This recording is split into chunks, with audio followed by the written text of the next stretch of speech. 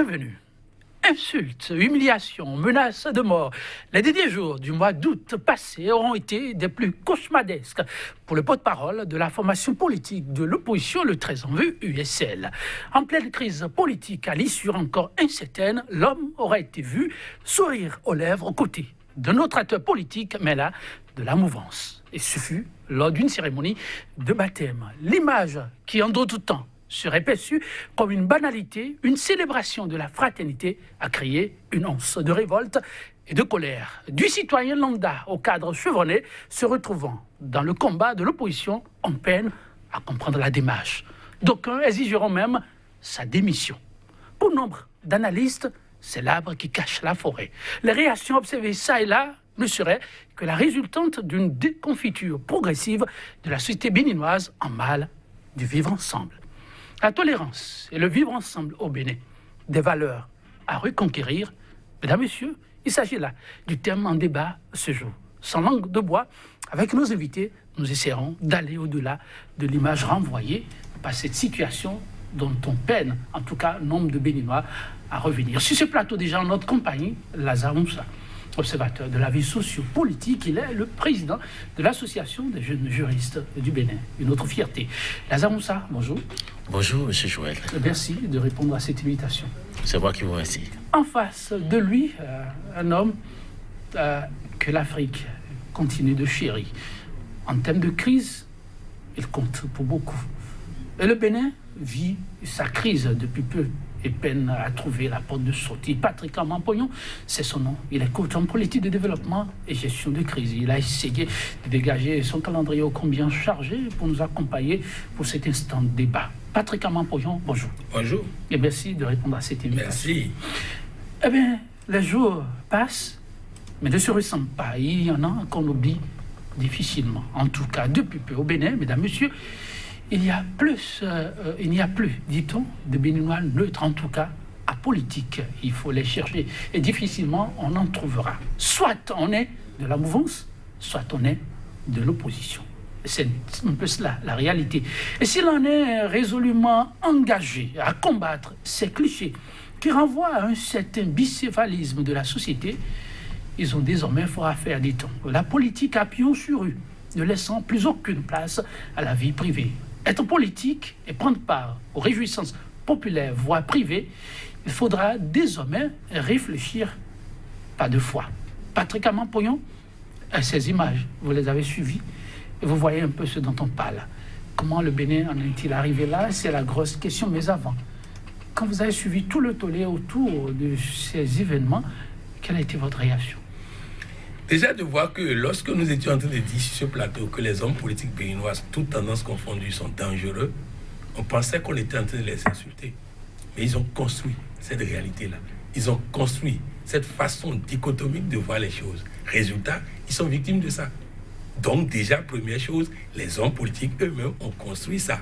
Deuxième chose, c'est dommage, c'est vraiment dommage qu'on puisse tenter de détruire un homme simplement parce qu'il a fait quelque chose de sacré à la République, répondre à une invitation. Moi, je ne sais pas. On a fait trop du tollé. Mais c'est vrai qu'il a pendant longtemps incarné quelque chose et ce quelque chose qu'il s'est mis dans le rôle d'incarner n'est pas compatible avec sa place là-bas. Donc le problème est déjà au niveau de est-ce qu'il fallait incarner cette façon de faire la politique. Je vais vous donner un exemple.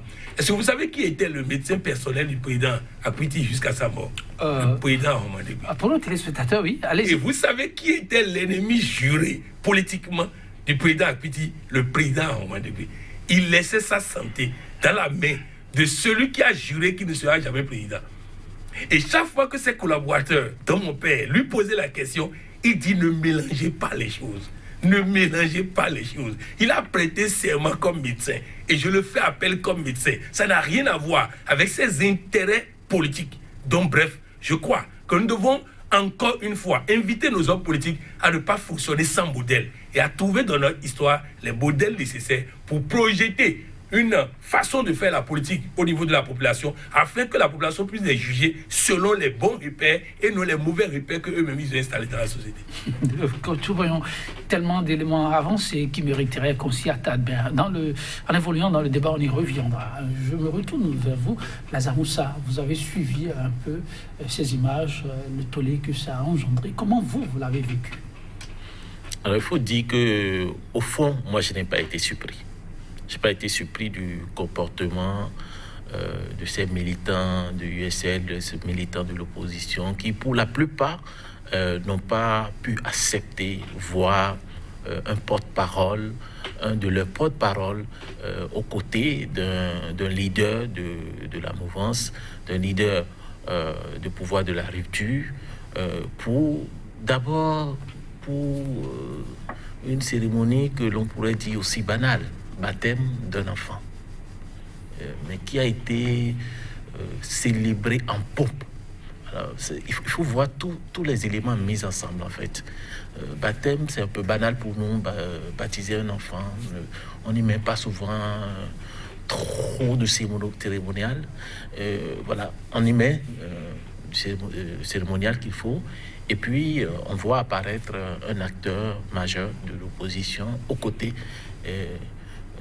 de ministres à ce moment-là, où lorsqu'on observe la cérémonie, sa grandeur, les dépenses effectuées, frise par rapport à la situation du Béninois moyen aujourd'hui, de l'arrogance.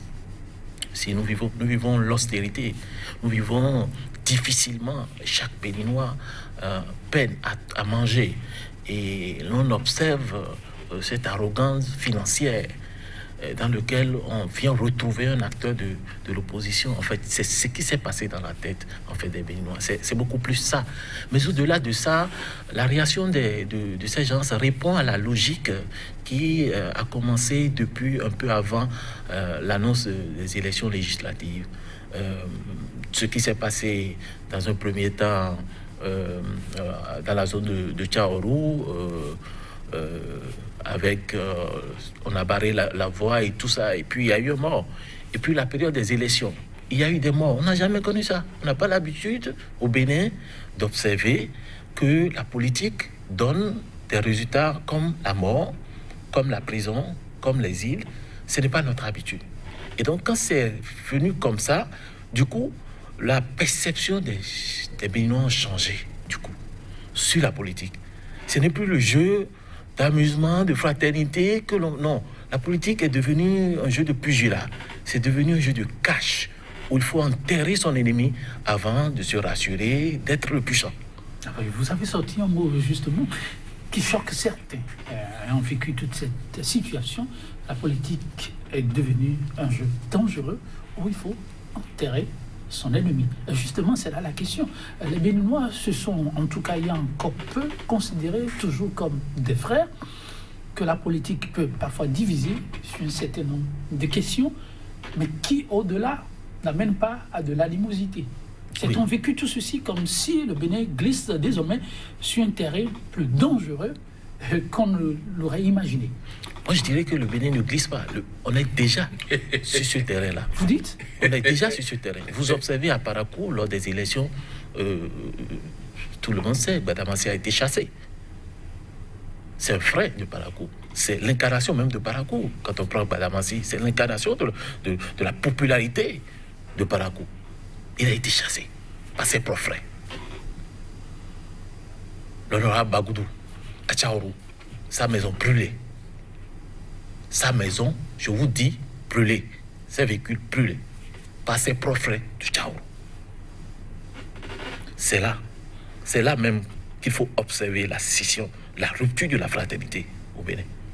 C'est ce qui se passe là n'est que les retombées. Donc, alors, Coach Poyon, je vais vous demander, peut-on dire que ce à quoi on a assisté récemment autour d'un événement qui devrait unir n'est que la goutte d'eau qui aurait fait déborder un vase qui était déjà trop plein? Non, ça n'a pas fait déborder. C'est un signal du fait que c'était déjà débordé. C'est un signal du fait que c'était déjà débordé. Ah bon? Je crois qu'au-delà de M. Doclap Abalo, Je crois que le chef de l'État lui-même doit lire un message dedans. Le chef de De l'État. l'État lui-même doit lire un message dedans. Et lequel? Quand des Béninois sont menacés de mort lorsqu'ils approchent ses collaborateurs, imaginez lui-même qu'il ne sera pas président. Quand des Béninois sont menacés parce que simplement ils ont approché ses collaborateurs, imaginez lui-même quand il ne sera plus président. Je crois que les hommes politiques, toutes tendances confondues, à commencer par le chef de l'État qui est devenu homme politique, doivent se dire il faut faire quelque chose. Je l'ai toujours dit, nous avons les symptômes de fin de l'apartheid. Et ce n'est pas aux élections législatives. Patrick, C'est depuis attention, l'élection. on est là pour aider à comprendre la portée, la profondeur des faits. Mais vous dites qu'on a les symptômes De la fin de l'apartheid au Bénin. au Bénin. Maintenant, là. Oui. Les symptômes, à la fin de l'apartheid, on avait quoi? Des personnes de peau claire qui voulaient en découdre avec les autres. Et les autres qui voulaient en découdre avec les personnes de peau claire. Et donc, chacun se dit, si l'autre a le pouvoir, on est mort. Si l'autre a le pouvoir, je vous donne l'exemple. Le capitaine de l'équipe du rugby de l'Afrique du Sud, au temps où Nelson Mandela était président, son père déteste le chef de l'État. Son père, il déteste pourquoi? Écoutez bien les amis. On a demandé à un monsieur, pourquoi tu as contribué à fabriquer des vaccins et autres pour détruire les gens de peau africaine?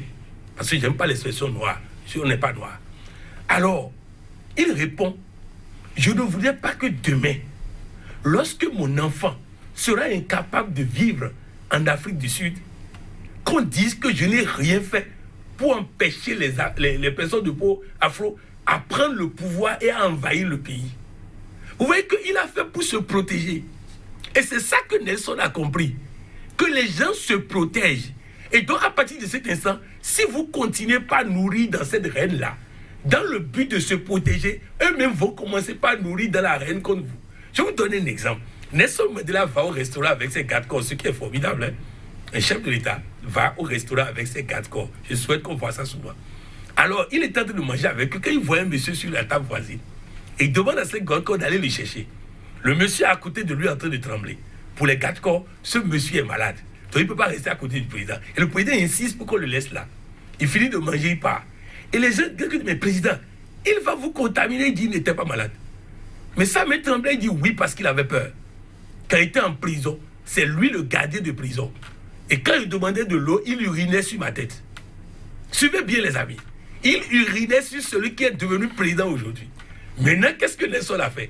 Il dit, si je lui fais du mal aujourd'hui, le jour où il aura encore le pouvoir, il va encore me faire du mal ou à ma descendance.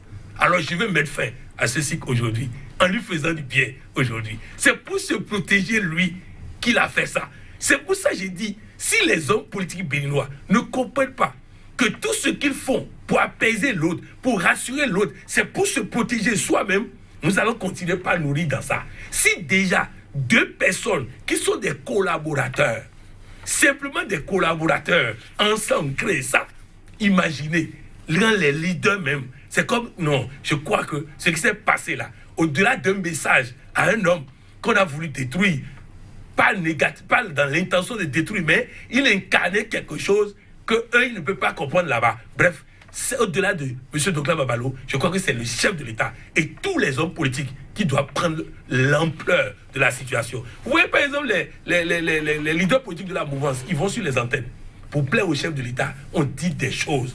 Vous voyez, ça veut dire qu'on nourrit la reine, on nourrit ça. On sait très bien que ce n'est pas ça. Derrière caméra, on dit autre chose. Mais quand on est sur les antennes, on nourrit la reine. Non, il faut que nous puissions faire preuve d'apaisement. Et vous avez vu, l'honorable Wallis Soumarou a osé dire que le certificat de conformité doit être retiré. Et ça a commencé aussi. Il a trahi la mouvance. Vous voyez, c'est-à-dire qu'on est en train de dire, vous n'avez plus le droit d'être honnête. Vous n'avez plus le droit d'être humain. Vous défendez votre camp, point. Tout ce que votre camp fait, de mauvais ou pas, vous dites c'est bon. Tout ce que les autres font, vous dites c'est mauvais. Non, cette forme de politique doit être dépassée. Je vais encore donner un exemple. Il y a un député togolais. Chaque fois, je lui dis que la meilleure école pour réussir en politique, c'est l'école de gagner sans combattre, sans faire du mal à l'autre. Gagner sur la base des valeurs. Et il ne m'écoute pas. Alors le président togolais a construit des routes. Il a passé tout le temps à dire sur les antennes, c'est de l'argent gaspillé, on n'en a pas besoin.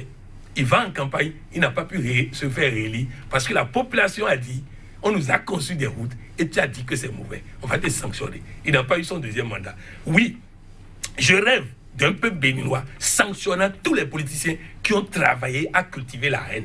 Je crois qu'on aura des élections où tout le peuple va sanctionner dans tous les camps ceux qui ont travaillé à construire la haine entre les deux camps. Le Bénin des années 90, mais au-delà, aurait-elle définitivement perdu la face? Cette question est d'un analyste, mais nigérien. Alors, je vais vous demander, Lazare Moussa, oui, la réaction est allée au-delà du Bénin, et beaucoup se sont dit, mais comment les Béninois, dont les pères fondateurs ont pensé un peu juste, en mettant comme devise fraternité au premier plan, justice et travail, sont-ils tombés si bas? Mais moi, je vais vous demander, la fraternité est-elle vraiment en souffrance aujourd'hui au Bénin? C'est une réalité que je viens de peindre tout à l'heure. La souffrance, la rupture de la fraternité, c'est une réalité au Bénin. Elle n'est pas simplement abîmée? Non, c'est une rupture. Je vous ai expliqué que Bagoudou, l'honorable Bagoudou, a été chassé de chez lui, sa maison brûlée. Ça, c'est pas abîmé, ça. On revient c'est-à-dire, c'est pas ses frères. On dit que c'est un incident ponctuel, circonstanciel. Qu'est-ce qui est ponctuel? Qu'est-ce qui est circonstanciel? Je vous dis, les mêmes choses se sont passées à Parakou. Donc vous ne liez pas et ça s'est passé encore devant vous, là. Le jour-là. C'est-à-dire que, oui, au-delà de ce que nous avons posé des actes, chasser nos frères, brûler la maison de nos propres frères, au-delà de ça, nous condamnons les quelques jeunes qui ont le courage d'aller s'asseoir à côté. C'est-à-dire, juste s'asseoir à côté de l'autre est un crime aujourd'hui. C'est-à-dire, le crime aujourd'hui, la fraternité est un crime. Parce que ce dont on accuse aujourd'hui, donc Abalo, c'est le crime de la fraternité. Le crime qu'il a commis, c'est le crime de la fraternité. Aujourd'hui, la fraternité au Bénin est devenue un crime. C'est ça qui est grave. C'est pour ça que je m'inscris dans la logique de ce qu'a dit mon aîné, Coach Poyon, sur la question des valeurs.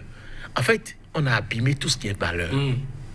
La limite que la politique doit avoir, qui est placée depuis 90, c'est-à-dire qu'on a déblayé le chemin, il n'y a plus de limites. Les valeurs ne sont plus des limites. En fait, les valeurs ne sont pas sanctionnées dans une société. Il y a des valeurs que nous prenons, tout le monde respecte par obligation, pas en fait, naturellement. Mais si vous violez, il n'y a pas de sanction. Mais tout le monde est en joie de respecter. Il y a des gens en pouvoir s'être installés, voilà. Ils laissent passer les valeurs, ils voient qu'il n'y a pas de sanction.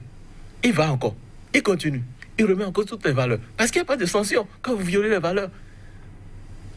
Les valeurs que nous avons, c'est la fraternité. C'est la fraternité.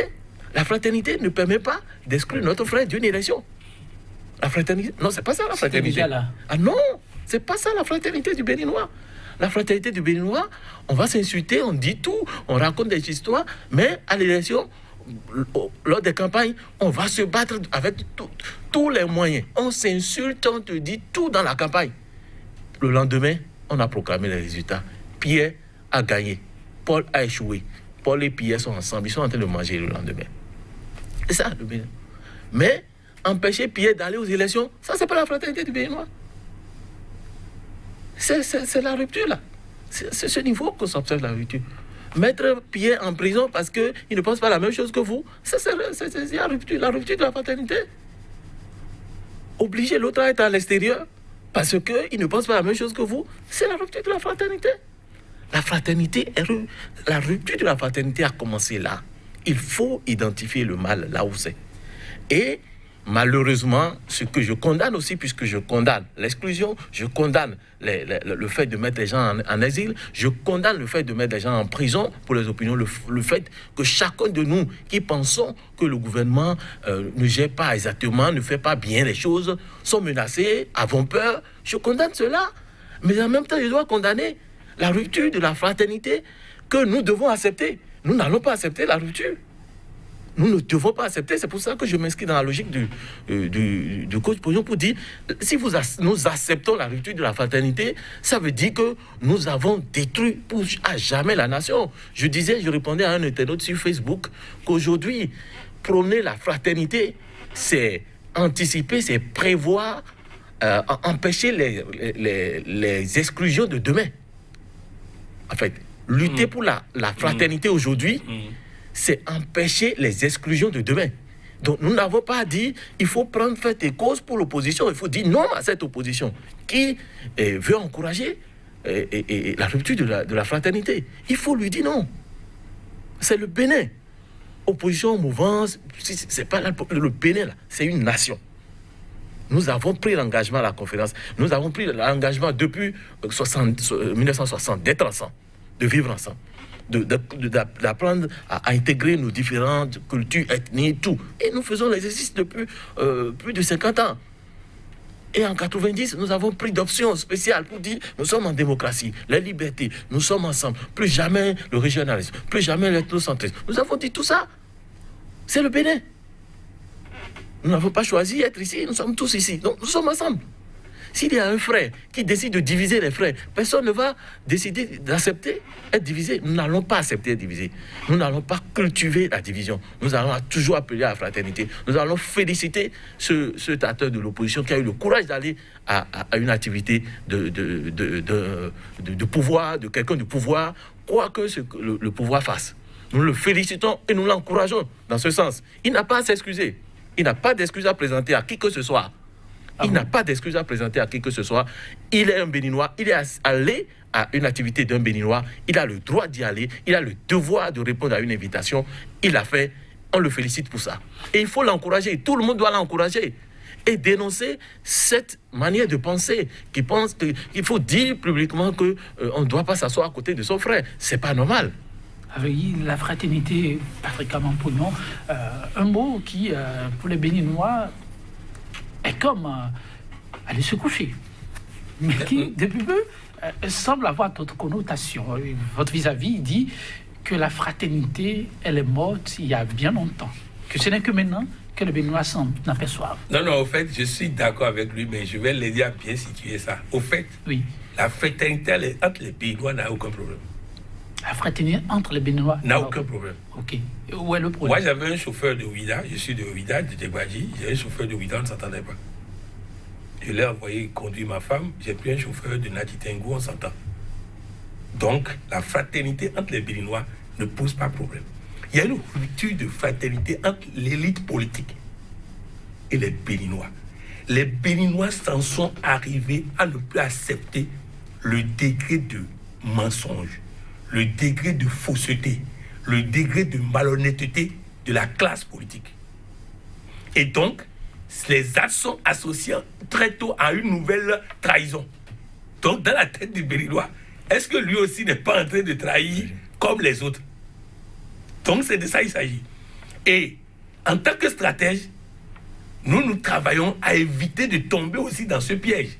Parce que les hommes politiques ont construit un piège dans lequel, si tu ne sais pas faire, tu tombes dedans. Les hommes politiques. Les hommes politiques. Personnellement, je suis en train de travailler sérieusement au Bénin. Je me prépare une tournée nationale où je dois aller dans toutes les villes du Bénin pour pouvoir faire des séminaires. Mais vous allez voir que partout, je n'invite ni un leader de l'opposition, ni un leader de la mouvance pour parrainer quoi que ce soit. Parce qu'ils ont créé un piège dans lequel le seul fait que le ministre ou le préfet soit appelé à présider une manifestation et s'asseye à côté de toi, ça suffit que pour le lendemain, on dise il vient de trahir. Donc, en tant que stratège, le mot sort en même temps. Oui. Donc, il faut que nous, les leaders politiques eux-mêmes, qui ont conçu ce piège, ne tombent pas dedans. Parce que c'est un piège. Et je vais vous donner un exemple. J'ai dit sur les réseaux sociaux, dans le tourisme matinal que je fais souvent, j'ai dit, je vais soutenir le ministre de l'Enseignement supérieur dans la préparation de ces 54 000 bacheliers au monde universitaire. Tout de suite, les gens me disent, tu n'oses pas. Ah bon? Tu n'oses pas. Parce que si tu fais ça, tout de suite, nous allons considérer que tu es allé aussi manger à la mangeoire, tu as rejoint. Oui, et ça, je continue de dire, ça ne permet pas qu'on aide le chef de l'État. Ça ne permet pas qu'on aide le gouvernement. C'est le gouvernement qui doit poser des actes d'apaisement, de rassemblement, pour nous permettre à nous d'aider sans être traités de traîtres. Moi, je n'ai pas écrit le courrier jusqu'à présent. Ah bon? Et je vais faire la journée des bacheliers moi-même, sans consulter, sans associer qui que ce soit. J'ai voulu aider la Fédération béninoise de football par rapport à la dynamique mentale des écureuils. Qu'est-ce qu'on ne m'a pas écrit? Coach, tu n'as pas écouté? On dit que c'est Talon qui a fait que les joueurs ont joué sur le terrain. On dit que c'est la rupture qui fait jouer les joueurs. Mais j'ai posé une question aux gens. Si c'était la rupture là, pourquoi l'équipe locale n'a pas gagné? Pourquoi les clubs n'ont pas gagné? Si c'était la rupture, non. C'est les joueurs que nous avons qui sont venus avec un mental différent. C'est vrai, le ministre a mis un peu plus d'organisation, un peu plus d'humilité dans sa façon de travailler, tout ça. Et je voudrais même que cette humilité qu'on a utilisée pour rassembler les présidents de fédération soit utilisée au sommet de l'État pour rassembler les anciens présidents, pour rassembler les anciens premiers ministres. Bref, c'est pour dire que véritablement, il faut que nous comprenions qu'ils ont tracé un piège. Et je voudrais dire à toute personne qui se respecte dans ce pays de faire attention et au cadre de la mouvance et au cadre de l'opposition. Quand tu t'approches d'eux, tout de suite tu auras un manteau. C'est le piège qu'ils ont tracé. Mais ça ne change pas la fraternité entre les peuples. La fraternité du peuple béninois. Le peuple béninois est toujours fraternel. Le fils du sud est toujours à l'aise au nord. Le fils du nord est toujours à l'aise au sud. Donc, ne donnons pas cette image. C'est les peuples ne supportent plus les hommes politiques qui, pour leur vente, trahissent leur ethnie. Parce que c'est sacré chez eux. Coach On Cognon, ne trahit pas la race. Si telle est la réalité, alors les politiques font comment pour bannir le piège qu'ils ont peut-être maladroitement aidé à construire? Le dialogue. Ah bon? Le dialogue au sommet de l'État. Le dialogue. Comment nous sommes en train d'apaiser la crise entre les religions dans le monde? Le dialogue interreligieux. Donc si le dialogue est sincère, ça va apaiser les crises. Imaginez que le dialogue continue et aboutisse à la même table. Patrice Talon, Adjavon Sébastien, Nicéphore Soglo, Yahi Boni, en train de se serrer la main. Est-ce qu'on va encore se plaindre du fait que Tonklab Abalo est allé à l'anniversaire du fils du ministre Oumeki? Non. Le problème, c'est quoi? Il ne peut pas y avoir la haine au sommet de l'État. Entre les différents leaders et leurs lieutenants vont se retrouver. C'est ça que le peuple ne comprend pas. Et c'est ça que le peuple appelle encore trahison et malhonnêteté. Parce qu'ils disent, nos parents ne peuvent pas être en train de se battre à couteau, à coups de haine. Et nous, on sourit ensemble. Il y a quelque chose qui ne va pas. Il y a quelque chose qui ne va pas. Vous savez la haine chronique qu'il y a aujourd'hui entre le chef de l'État et Adjavon Sébastien. Et donc, comment vous pouvez comprendre que leurs deux collaborateurs rient ensemble? Ça, le peuple ne comprend pas. Et donc, la seule façon de régler ça, c'est qu'on règle la haine chronique entre les deux, parce qu'ils sont frères, ils demeureront frères, le pouvoir va passer. Mais eux, ils seront là. Mais je voudrais aussi dire quelque chose. Souvent, on dit, oui, la fraternité rupture au temps de Patrice Talon. Non. Si nous regardons là où on est tombé, on ne peut pas corriger le problème. Mais ça a commencé depuis Nicéphore Soglo. Lorsqu'on dit que la biche ne peut pas se fâcher contre la rivière pour traiter des êtres humains, c'est déjà là. On a semé les gemmes. Patrice Talon est venu achever un travail qui a été fait depuis Nicéphore Soglo. Quand on traite les présidents des institutions de noms bizarres et tout ça, c'est depuis là-bas. Maintenant, le problème, c'est que tout le monde joue le bon et Patrice Talon est le mauvais. Alors que dans cette logique-là, le peuple trouve encore beaucoup de trahison. Il faut que chacun se regarde dans un miroir et voit ce qu'il a fait pour contribuer à ça. Nous avons fait tout ça. Quand aujourd'hui, certains se disent l'Union fait la nation a subi les pires soucis ici, les pires tracasseries. Si on ne reconnaît pas ça et on dit non, oui, aujourd'hui, non, c'est pas comme ça. Il faut que nous comprenions que tout Béninois que nous sommes, depuis 1990, dans la conférence nationale, ayant le courage de le dire, est aussi un marché de manipulation, tout n'est pas clair à la conférence nationale. C'est depuis là-bas. C'est depuis la conférence nationale qu'on a laissé les gemmes et qu'on est en train de payer aujourd'hui. Donc reconnaissons ça et travaillons à corriger depuis les racines. Parce que si nous prenons l'erreur qu'on a fait au temps de Yahi Boni, on a dit c'est Yahi Boni qui est le problème. Il n'a qu'à partir. Maintenant Yahi Boni est parti, on dit non, Talon est plus de problème que ça. Si nous raisonnons comme ça, nous allons faire encore partie Talon, prendre encore un autre et après regretter. Regardons-nous dans un miroir et corrigeons les problèmes du Béninois qui a toujours tendance à voter contre au lieu de voter pour. Oui. Lazare, lorsque Coach Mampognon revient avec insistance sur le mot regardons-nous ensemble, regardons-nous en face, assignons-nous, tout ça, ça renvoie à la question du dialogue. Mais dans le contexte actuel, et le juriste que vous êtes, pensez-vous sincèrement que c'est l'issue qu'il faut pour les Béninois et qu'il y a effectivement une possibilité d'y arriver, puisqu'il y a eu des signaux de par le passé? Je dirais, et d'ailleurs je ne serai pas le premier à le dire, je ne ferai que répéter le professeur Frédéric Joël à Yvon, que la seule issue que nous avons aujourd'hui, c'est le dialogue. Il n'y a qu'une seule solution aujourd'hui, c'est le dialogue. Vous demanderez État. Moi, je suis juriste, mais je me pose la question si j'ai encore devant moi un État. Ah bon? Non, je me pose la question. Parce que vous savez, les accords internationaux que nous signons, le peuple doit consentir. Et le peuple exprime son consentement où? Au Parlement. Mais ce Parlement a élu sans une grande partie du peuple. C'est-à-dire ce Parlement souffre d'une question de légitimité. Les accords signés souffriront du même problème. Le budget voté souffriront du même problème. Tout acte posé par ce Parlement souffrira de légitimité et peut être contesté par le peuple souverain à tout moment. C'est pourquoi je pose la question si l'État y est vraiment. Il n'y a qu'une seule personne qui soit légitime aujourd'hui, le président de la République. Lui seul. Lui seul. Dans la République. Dans cette République, là, c'est vrai qu'il faut dire qu'il y a une conséquence de légitimité issue de la Constitution pour la Cour constitutionnelle, pour les autres institutions. Mais je veux parler de l'institution mère, en fait, la démocratie. L'institution mère de la démocratie, c'est le Parlement. C'est là où s'expriment les débats démocratiques. C'est là où s'exprime la contradiction. Avoir une opposition au Parlement, c'est pas une question de discussion, c'est pas une option. Ce n'est pas, ça ne se discute pas. L'opposition est une institution démocratique. C'est une institution démocratique. C'est un contre-pouvoir. C'est un contre-pouvoir, l'opposition. L'État.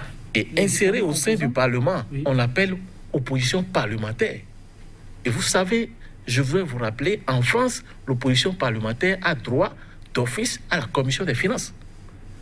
Si nous avions un règlement intérieur qui avait respecté cette logique de donner la place qu'il faut à l'opposition, le Parlement n'aurait même pas pu s'installer. Parce qu'ils auront besoin d'opposition à occuper des postes et qu'ils n'auront pas. En tout cas, on est à l'aide des réformes. Donc, c'est pour dire en fait que nous ne pouvons pas bouger. Nous faisons semblant de bouger. Mais nous savons que nous ne bougeons pas. Nous avons un seul chemin, c'est le dialogue. Un seul chemin, c'est le dialogue. Patrick Amampognon, oui, bon, c'est le juriste qui a parlé. Mais dans la réalité, est-ce qu'on peut dire que le Bénin vraiment fait du sur-place simplement parce que ce dialogue manque? Oui, parce que, au fait, nous allons perdre du temps, mais on finira par dialoguer. Nous allons au-delà de dire que c'est la seule solution, oui, c'est que on finira coûte que coûte par le dialogue. Maintenant, si le régime connaissait ce qu'on appelle l'art de retournement de situation, il imposera un dialogue maintenant où ils ont le pouvoir.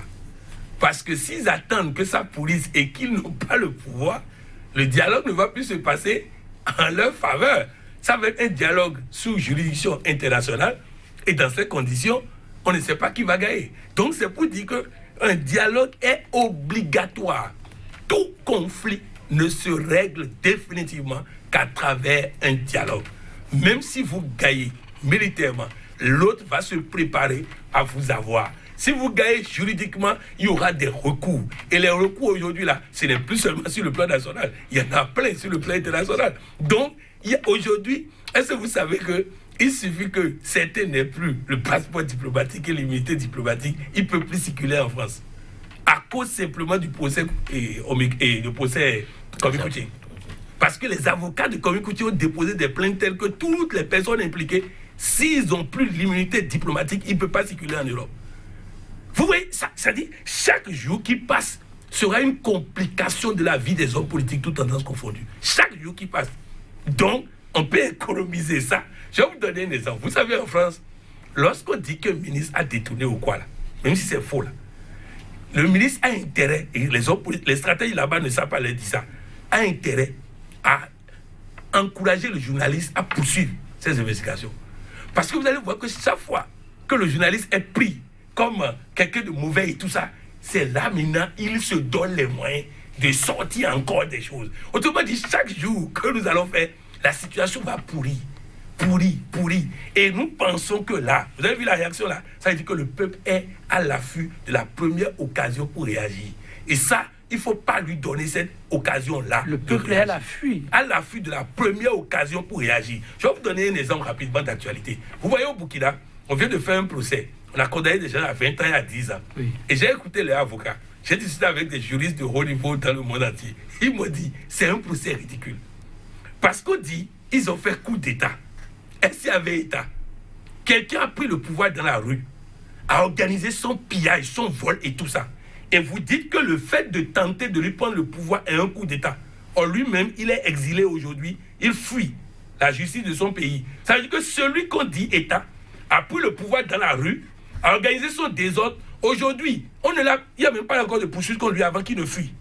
Et c'est celui-là maintenant on dit, les autres ont fait un coup d'État en attentant à son État. Bref, nous avons la chance au Bénin d'avoir un président légitime.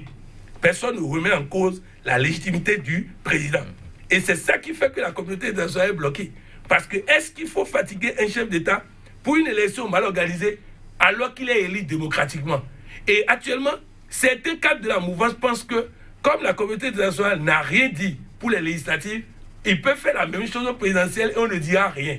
Or, ici, la communauté internationale était confrontée à la légitimité du président en exercice, qui est élu à 65%. Et donc, est-ce qu'on peut l'embêter pour une élection législative mal organisée alors qu'il est élu démocratiquement? Or, aux prochaines élections, il serait en fin de mandat. Donc, de ne pas faire cette erreur de penser que la communauté internationale va croiser les bras encore et on va éliminer tous les candidats. Et tout ça, dialogue. Donc, il faut dialoguer coûte que coûte, parce que sans le dialogue, et surtout, actuellement, le régime a besoin de dialoguer parce qu'il est en position de force. Il ne faut pas qu'il attende d'être en position de faiblesse avant de dialoguer. Qui pour accompagner? C'est la question que beaucoup se posent. On a l'impression que ça ne bouge pas. Les politiques semblent ne pas trouver la formule qu'il faut pour s'en sortir. Il y a différentes composantes dans la société béninoise. Pensez-vous, au regard des données actuelles, qu'il peut y avoir ce sursaut patriotique pour aider à trouver la porte de sortie idéale? Je ne pense pas la même chose que vous. Je ne me pose pas la question de qui qu'il faut. Non. Nous avons le clergé qui a proposé ses bons offices. Nous avons beaucoup, les rois sont là. Il y a encore des gens sur qui les Béninois ont confiance. Hein. Il y en a. Okay. Il y en a plein dans le pays qui sont obligés de garder leur silence, qui observent, qui sont... Oui, ils sont pleins. Mais si la situation est ce que vous décrivez là, pourquoi être obligé d'observer? Mais pour qu'il y ait dialogue, c'est une seule personne. Pour qu'il y ait dialogue? Une seule personne. Non, mais... Il a son nom, Patrice Talon, le président de la République. Pourquoi dites-vous Patrice Talon, alors qu'il y a des acteurs de l'opposition et des acteurs de la mouvance? Écoutez, celui que nous avons élu, nous sommes tous allés aux élections en 2016. Nous avons choisi, nous lui avons confié l'État. Et nous avons un pouvoir fortement présidentiel. De monsieur Moussa. Qui a voulu la paix à Tchao? Patrice Talon. N'a-t-il pas obtenu la paix? Oui. Donc, si Patrice Talon veut, tout de suite, que nous puissions sortir de cette crise, on sort de cette crise. Ok, poursuivez. Quand nous voyons qu'il n'y a pas de loi, oui, on l'a élu tous. Et il a été proclamé, nous avons sauté de joie. Nous sommes... personne ne l'a contesté au fond jusqu'aujourd'hui. Il a 5 ans. Et les 5 ans, là, c'est lui. La cohésion nationale, c'est lui. Il a prêté serment. Le contenu du serment, vous pouvez aller voir. Il a prêté serment pour répondre au dialogue. Il a dit que j'assure la cohésion nationale. Et que lorsqu'il ne respecte pas ça, qu'il a fait parjure, qu'il est coupable de parjure et qu'on puisse le sanctionner. C'est le discours qu'il a lu en fait. Enfin, c'est l'engagement qu'il a pris après son élection. Que la cohésion nationale, il est garant de ça. Que de l'unité nationale, il est garant de ça. Mais ce dont nous parlons aujourd'hui, c'est de l'unité nationale qu'il s'agit. Il y a pratiquement 2 types de Béninois. Et c'est ce que j'essayais de dire tout à l'heure.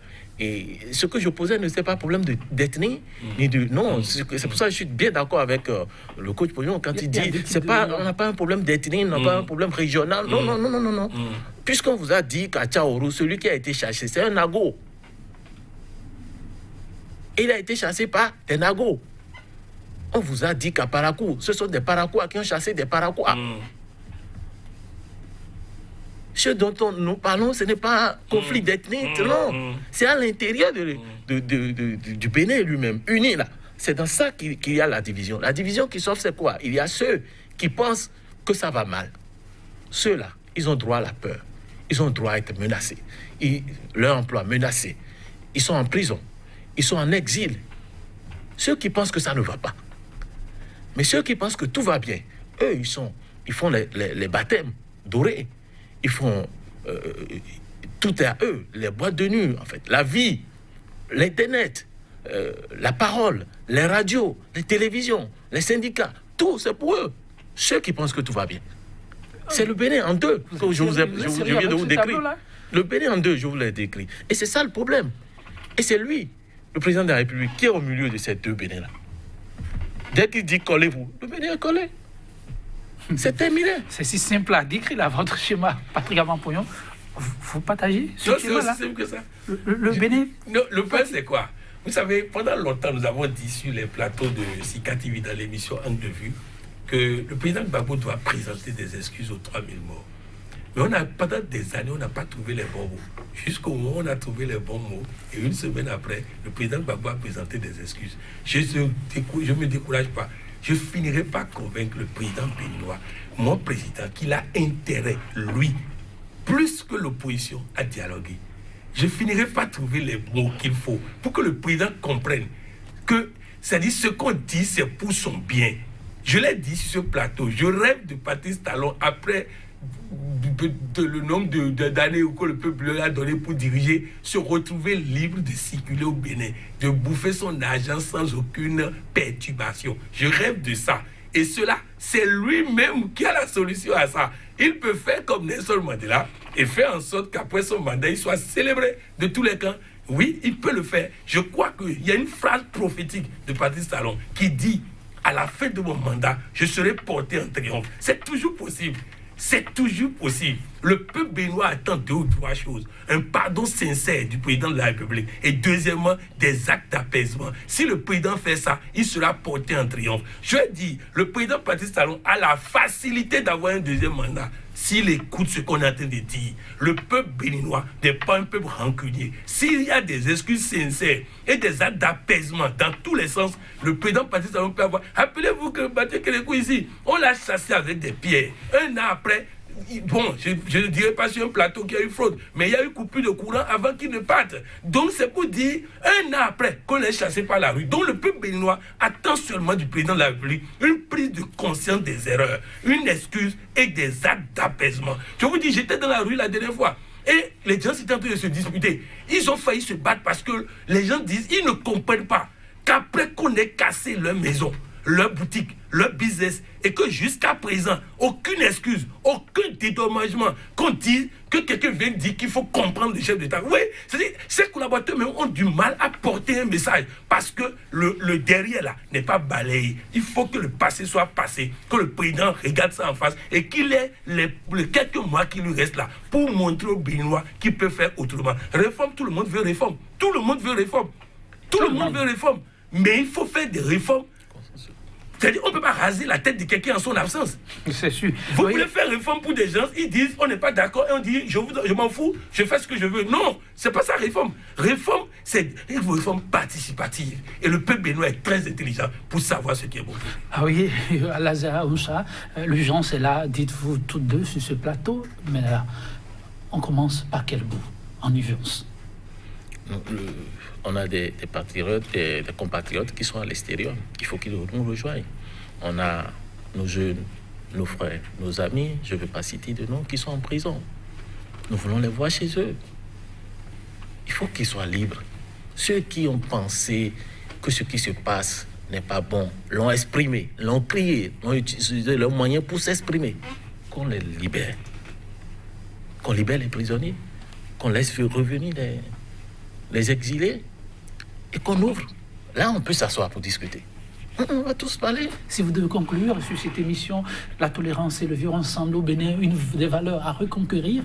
Je dirais simplement aux Béninois, ne tombons pas dans le piège de ce qui se passe aujourd'hui. Nous avons toutes les raisons de nous fâcher, de ne pas être d'accord avec notre frère qui est ministre, notre frère qui est député élu dans les conditions que nous avons vues. Nous avons toutes les raisons de nous fâcher. Mais nous serons encore plus grands. Et le Bénin va grandir davantage si nous sommes capables de le regarder et de lui dire « Je te salue, mais sache dire à celui qui est en haut que ce que vous faites, ce n'est pas bon pour nous. » Merci à vous, Lazare Moussa. Message entendu, je l'espère, oui. Patrick Aman-Poyon. Norbert Zongo disait 2 semaines avant son assassinat, ils vont me tuer dans quelques jours. C'est pas moi, on ne peut pas me tuer moi. Il disait, ils vont me tuer dans quelques jours. Ne vous préoccupez pas de celui qui a tiré. Il aurait tiré pour sauver sa vie.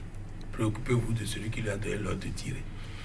Alors je vous ai dit au peuple béninois, au lieu de vous attaquer à vos frères, demandez au président Patrice Talon de mettre la balle à terre. C'est lui qui doit mettre la balle à terre. Et s'il met la balle à terre, il gagnera plus que tout le monde. Merci à vous, Patrick Aman-Poyon, pour cette contribution. Un grand merci aussi à vous, Lazare Moussa, pour la disponibilité de ces contributions. Chers téléspectateurs, merci infiniment pour la complicité. Car sans vous, on aura de cesse de le dire, ce plateau n'a pas sa raison d'être. Vos observations, vos contributions sont les bienvenues. Et pour vous qui vous interrogez sur comment venir ici et partager un peu avec le grand nombre vos préoccupations, sachez-le, ce plateau est pour tous, sans distinction aucune. 100% Bénin pour le numéro du jour. De fausses compagnies, sur cette citation de l'écrivain français Gustave Flaubert. À mesure que nous vivons ensemble, dit-il, ce sera comme une étreinte chaque jour plus complète, mais surtout pour un développement intégral et plus harmonieux. Prenez soin de vous et à très bientôt pour notre plateau de 100% Bénin, toujours avec la même disponibilité. Au revoir.